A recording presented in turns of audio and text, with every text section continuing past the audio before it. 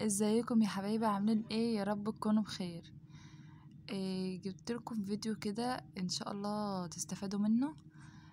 ازاي طريقة عمل سلسلة الجراب بتاعة الموبايل. تمام. انا هقول لكم انا عملتها بايه النهارده. عملتها بالخيط اللي انا ماسكاه ده، اسمه خيط نايلون. هتجيبيه من اي مكتبة تقولها عايزة خيط نايلون. وجبت اللي هو الخرز العين ده، جبت حوالي 7 ولا 8 كده. وجبت خرز لولي صغير وكبير، مش عارفة مقاساتهم الصراحة، بس هو صغير، واحد في صغير وفي كبير. ومعايا كمان خرز جامايكا، ده طبعا تجيب منه كتير عشان السلسلة بتعوز كتير شوية. ونفس زي اي حجم انت عايزاه، يعني انا عملت الحجم اللي هو الوسط كده. تمام. هبتدي بقى ادخل الجامايكا كده الاول. انا عملتها ربطتها زي ما انتوا شايفين كده، وخليت فيه حتة كده عشان ايه تتركب في الجراب. وحطيت كده شوية من الخرز الجامايكا،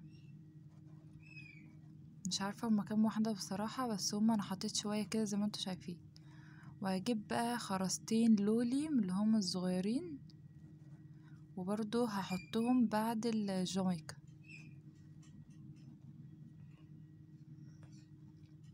تمام زي ما انتوا شايفين كده.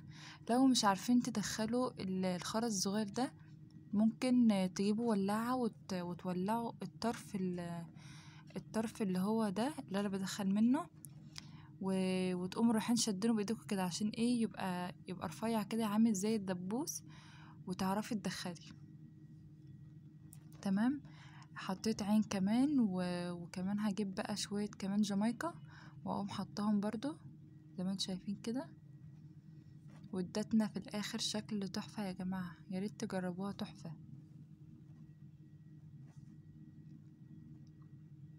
هحط كمان شوية جامايكا اهم. وهجيب برضو خرز لولي بقى من اللي هي الكبيرة، واحطها مرة من الصغير ومرة من الكبير كده يعني. تمام زي ما انتوا شايفين كده شكلها.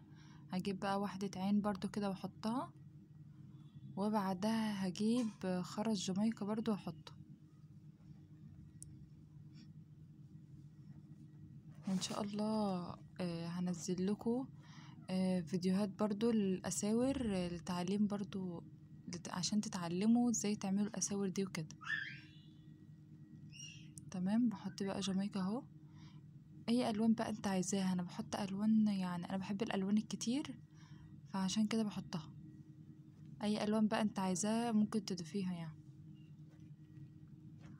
هحط بقى كده كمان خرزتين لولي من اللي هما الصغيرين زي ما انتوا شايفين كده شكلها تحفة. وهحط كمان واحدة عين اهي زي ما انتوا شايفين بقى بعد ما خلصتها كلها. يا رب تكون عجبتكم. وما تنسونيش بقى في اللايك والاشتراك في القناة، عشان اعمل لكم فيديوهات كتير حلوة ان شاء الله تعجبكم. ومع السلامة، باي.